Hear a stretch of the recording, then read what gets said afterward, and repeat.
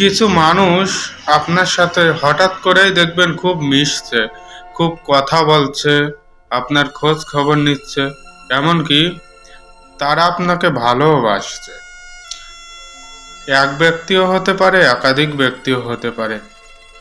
তো আপনি ভাবতে পারেন যে এই মানুষগুলো কেন আমার সাথে মিশছে, কেন এত ভালোবাসছে।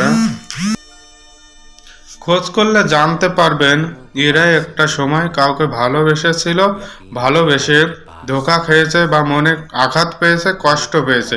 এই আঘাত থেকে ভোলার জন্য তারা আপনার কাছে এসেছে, যাতে আপনার কাছ থেকে একটু ভালোবাসা পেতে পারে বা প্রত্যাশিত যে ঘটনা ঘটেছে সেটা থেকে মুক্তি পেতে পারে এবং মনে একটু শান্তি আনতে পারে,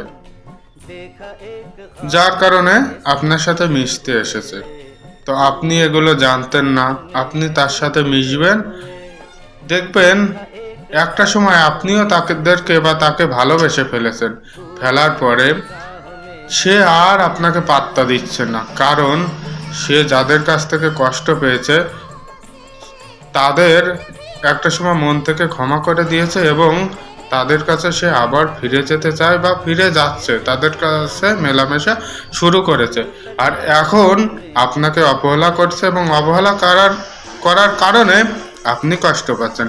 সুতরাং এই ধরনের মানুষ থেকে দূরে থাকবেন, যারা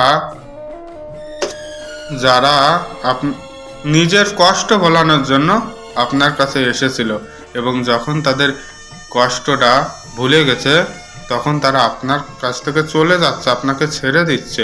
এই সমস্ত মানুষের সাথে দয়া করে মিশবেন না, এতে আপনার মনের ক্ষতি হবে। ধন্যবাদ।